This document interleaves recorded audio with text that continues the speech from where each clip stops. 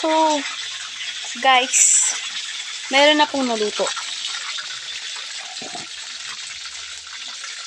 Meron na naluto na fried chicken. So, dahil ako lang mag-isa sa bahay, wala tayong magagawa kundi kainin to dahil patay gutom tayo. So, kakainitin lang natin siya. Kasi madapit pa naman. Madapit pa naman. Putang ina. Ina.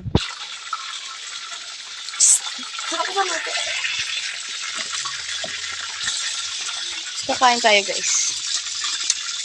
Ay po.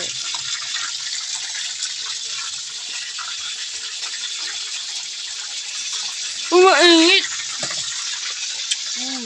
Ang sarap ng fried chicken. Super sarap ng fried chicken. So, mix.